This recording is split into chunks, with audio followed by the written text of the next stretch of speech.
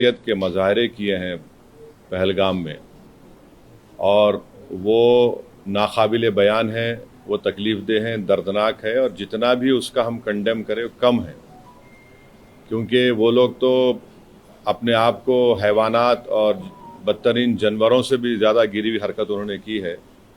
और किसी के मज़हब का नाम पूछकर ये बात उनकी जान लेना, ये सरासर गलत है, जुल्म है। और हम उम्मीद करते हैं कि इंशाअल्लाह ताला अल्लाह सुब्हानहू व तआला उनको दुनिया में भी और आखिरत में भी उन दहशतगर्दों को सख्त अजाब से नवाजेगा, और उनके ऊपर जो लोग बैठे हुए हैं वो भी तबाह बर्बाद होंगे। दूसरी बात यह है कि जो ऑल पार्टी मीटिंग का है, कल मैंने खुद जनाब किरण रिजिजू साहब से बात की थी, तो उन्होंने कहा कि हम लोग सोच रहे हैं कि उन पार्टीज को बुलाया जाए जिनके 5 MPs हैं या 10 MP हैं, वरना मीटिंग लंबी हो जाती। तो बोला हम छोटे पार्टीज को बुला लीजिए, तो वो मजाक करे, अरे तुम्हारी आवाज़ तो बड़ी ऊंची है। तो इसीलिए मैंने आज ट्वीट किया था कि ये मसला बड़ा अहम है, नेशनल इम्पोर्टेंस का है, जो ऑल पार्टी मीटिंग होने जा रही है, कि इसमें सब पार्टीज को बुलाया जाए। तो अभी जब मैं आपसे बात कर रहा था तो होम मिनिस्टर ऑफिस से होम मिनिस्टर मेरे से बात किए और बोले कहाँ हैं आप? तो मैं बोला सर हैदराबाद में हो। तो बोले देर होगी मगर आप आइए।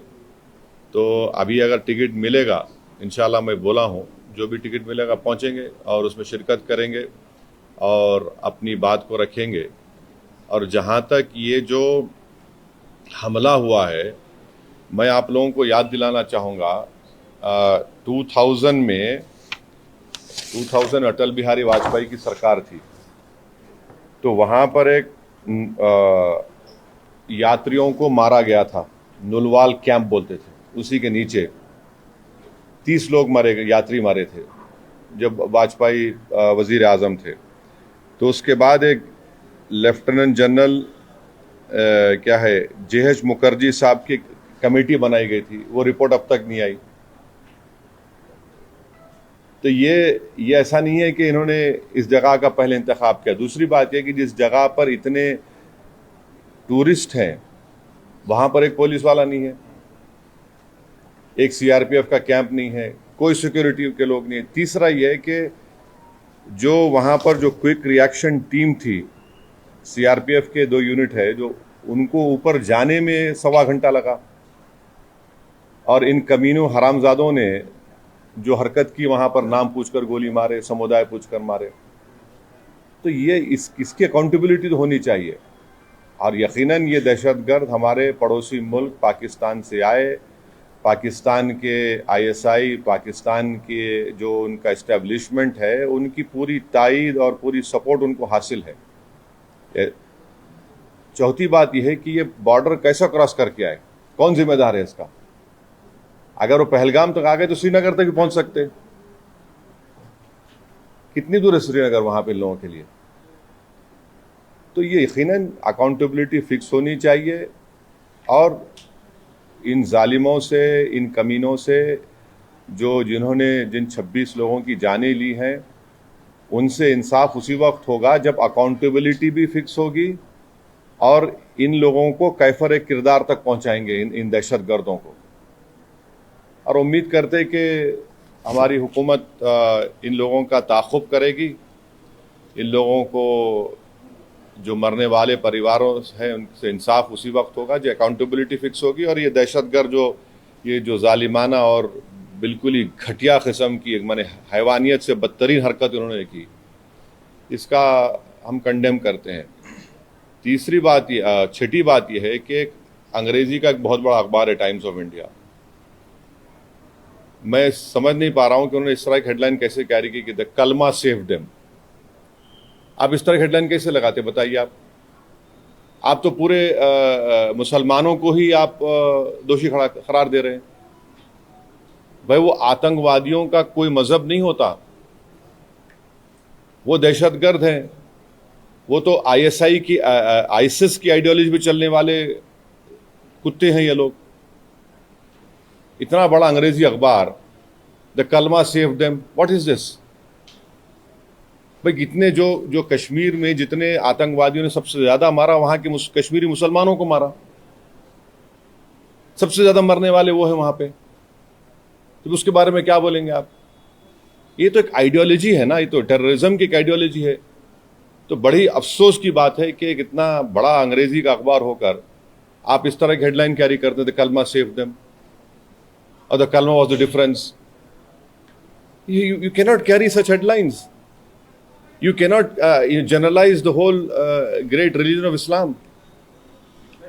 तो नहीं सुन तो लीजिए, अगर आप ऐसा ही इस तरह की अगर आप हेडलाइन लिखेंगे तो आप तो जो जो जो कमीने शैतान बैठे हैं पाकिस्तान में उनको तो खुश कर रहे हैं आप, उनको तो खुश कर रहे हैं आप। अफसोस की बात है ये। द कलमा वाज द डिफरेंस, आप देखिए हेडलाइन जो है वो उस तरह की हेडलाइन हो सकती है किसी की। और आखिरी बात यह है कि कल शाम में 6:30 बजे तेलंगाना के चीफ मिनिस्टर एक all party candle light march necklace क्या है वो पीपल्स प्लाजा के पास करने वाले हैं। मैं हैदराबाद की आवाम से, तेलंगाना की आवाम से अपील कर रहा हूं कि आप हज़ारों की तादाद में उसमें कल शिरकत करिए। हमको एक होकर इस अपने मज़हब पे चलते हुए उसके बावजूद भी हम इस बात का ख्याल रखें कि ये हमारे देश का मसला है, मुल्क का, वतन अजीज़ का मसला है। हम तमाम को वहाँ पर जमा होना है। चीफ मिनिस्टर ख़ुद उसकी लीड करेंगे। हमारी पार्टी भी, हमारे पार्टी के एमएलएज भी, जितने हमारे मेंबर्स हैं, बल्कि जितने जो टेररिज्म के ख़िलाफ़ हैं और जो इस मुल्क से मोहब्बत करने वाले हैं, मैं उनसे उम्मीद करता हूँ कि वो हज़ारों नहीं लाखों की तादाद में वहाँ पर जमा हो। और हमारा वहाँ पर जमा होना ना सिर्फ हम खराज अक़ीदत पेश करेंगे उन मरने वाले ख़ानदानों को, बल्कि हम उन लोगों को भी पैगाम देंगे जो दहशतगर्दी के ज़रिए इस मुल्क में हिंदुओं और मुसलमानों में नफ़रत की दीवारों को और इजाफ़ा करना चाहते हैं। तो टेररिज्म के ख़िलाफ़, भाईचारगी के ख़िलाफ़ और कश्मीर के कश्मीरियों के लिए भी हमको ठहर कर बोलना है। आप किसी एक इलाके के, कश्मीर हमारा अटूट हिस्सा है और हमेशा रहेगा, तो कश्मीर की ज़मीन पर बसने वाले लोग भी हमारे अटूट हैं, इनको भी हमको कॉन्फिडेंस देना है। अब आपका कोई सवाल है तो बोलिए, मुझे जल्दी जाना है एयरपोर्ट। एक सेगमेंट है, आप सिर्फ हेडलाइन की, अखबार के हेडलाइन की बात कर रहे हैं, लेकिन एक सेगमेंट है जो जिसको एक मौका मिला है या सोशल मीडिया पे हिंदू मुस्लिम बहुत ज़्यादा किया जा रहा है, उसके लिए आपका क्या है? नहीं, आप ये भी तो देखिए कि उसमें गरीब कश्मीरी मुसलमान जो घोड़े पर बिठा कर लेकर गया था, रिपोर्ट्स में आया है कि वो रोकने गया इन जालिम कुत्तों को, शैतानों को, तो उसको भी गोली मार दी। कई तस्वीर हैं कि जख्मियों को लोग उठाकर लेकर जा रहे हैं नीचे। आप अगर जो लोग सोशल मीडिया पर ये जो बदगुमानी और जहर फैला रहे हैं वो पाकिस्तान को और एलईटी को खुश कर रहे हैं, याद रखिए आप। वो ये कहना चाहते कि कोई हिंदू कश्मीर को नहीं आ सकता, तो आप उनको कामयाब कर रहे हैं इस तरह की बकवास करके। आप भाई, आपको अगर नफरत है किसी से तो फिल वक्त रुक जाइए, वक्त नहीं नफरत दिखाने का। ये वक्त हमको एक सीसा पीला हुई दीवार की तरह खड़े होकर उन तमाम ताकतों को एक पैगाम देना है। आप तो उनको कामयाब कर रहे हैं इस तरह की बकवास करके। वो जो चाह रहे थे, आप उनको मदद कर रहे हैं। आप एक बात समझिए कि कितने कश्मीरी मारे गए, उनका क्या मजहब था? मुसलमान भी थे वो। सबसे बड़ा नुकसान तो उनको हुआ है, उनको ही होगा कल के बाद। तो आप वो जो दुश्मन चाह रहा है वो चाल में उनको कामयाब होने दे रहे आप इस तरह की बकवास करके। और जो लोग टीवी चैनल पर जो बैठे हुए हैं, मेरी उनसे भी दरखास्त है, आप देख लीजिए। आप जो बैठकर आप जो सरमनाइजिंग कर रहे हैं, आपके सरमन से आप तो फायदा पहुंचा रहे हैं। हाँ, बोलिए बोलिए बोलिए। प्रधानमंत्री ने एश्योर किया है पब्लिक मीटिंग में कि अब आतंकवादियों की जो बची खुची जमीन है वो भी अरे ले लीजिए ना भाई, कौन रोक रहा? हम तो बोल रहे हैं लो बोल के कई मरतबा ये बात। पीओके ले लीजिए जाकर, वो इलाका भी लीजिए जो चीन के पास है। पीओके का इलाका पाकिस्तान ने चीन को दे, वो भी ले लीजिए। बराबर लेना चाहिए, छोड़ना नहीं चाहिए उसको। बिल्कुल लीजिए, उसमें क्या बात हो रहा है? क्या है?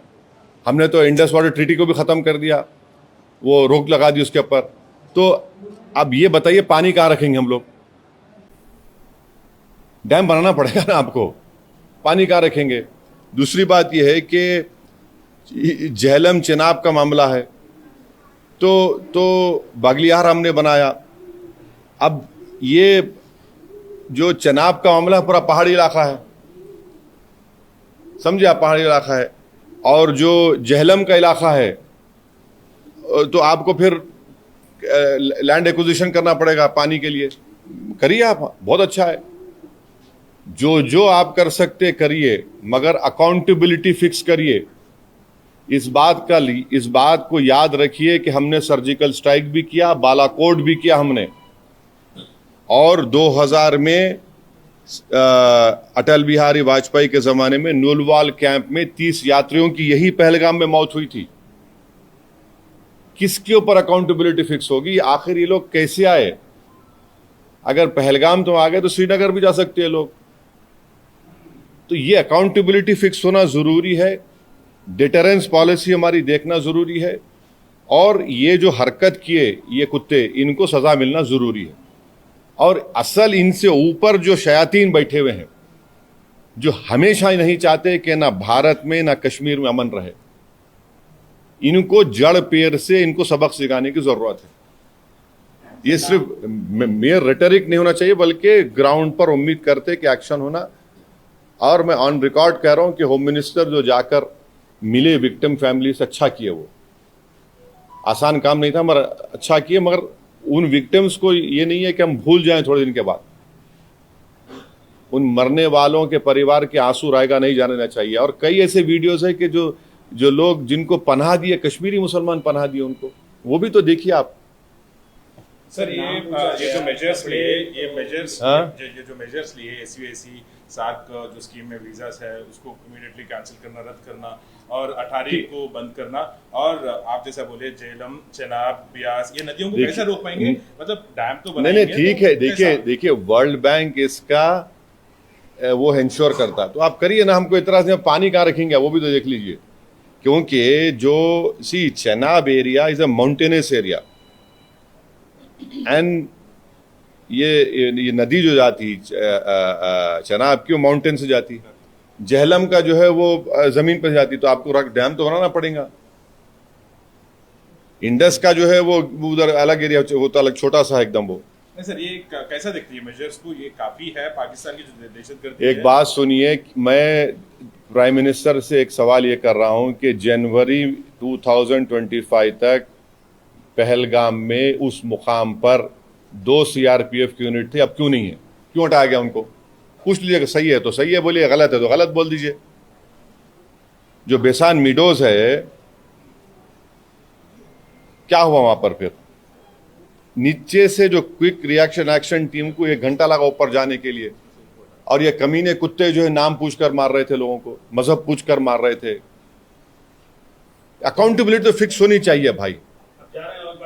अभी नहीं, देखिए, अगर आप लोगों के सोर्सेस में प्राइवेट जेट है तो बोलिए, बैठ के जाएंगे, टिकट मिला तो जाएंगे। आप लोग बड़े ज्ञानी हैं, पावरफुल लोग हैं आप लोग।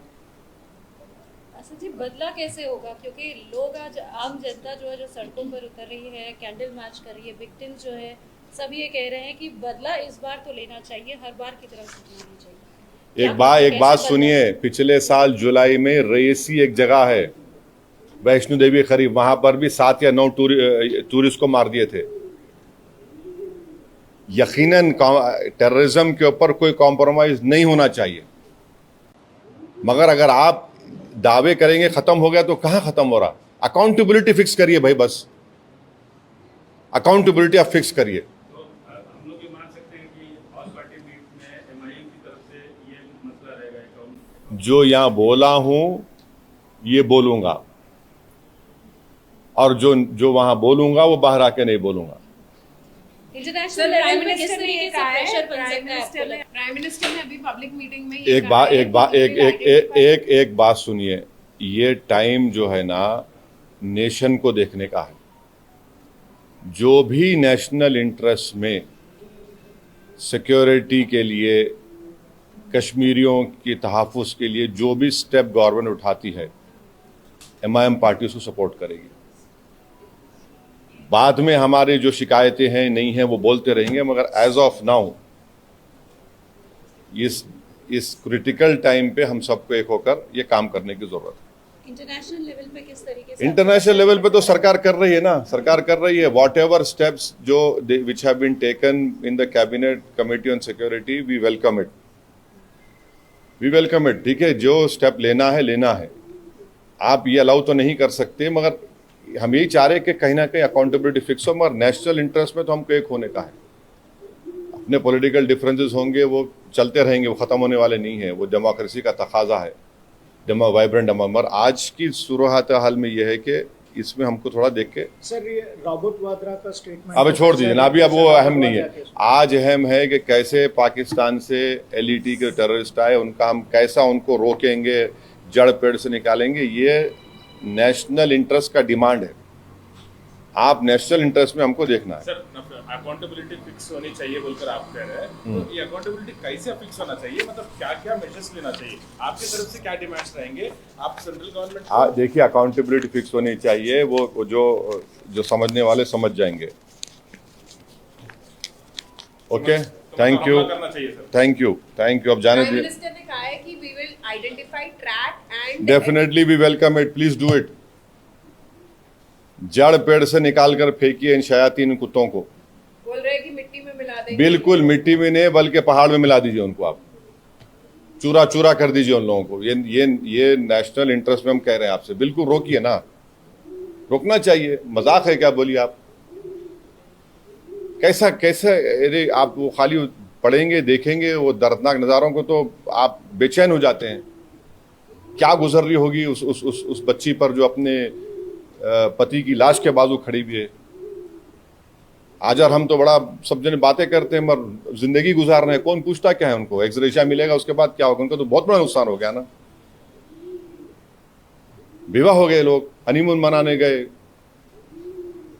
अब बताइए कोई शादी करके जा रहा है कि ये क्या है? ये तो डेफिनेटली जो सख्त से सख्त एक्शन ले सकते प्राइम मिनिस्टर, उनको लेना चाहिए और ये जड़ पेड़ से ख़त्म होना। और इसमें कश्मीरियों का फ़ायदा है। आप बताइए, पूरा टूरिज्म इंडस्ट्री बर्बाद। मैं गया था 3 दिन पहले, हमारे एमएलए इम्तियाज जलील के बेटे का निकाह था। जगह नहीं है आपको वहाँ पर, श्रीनगर में इतने शादियाँ लोग आके कर रहे थे वहाँ पर। अब सब नुकसान होगा ना।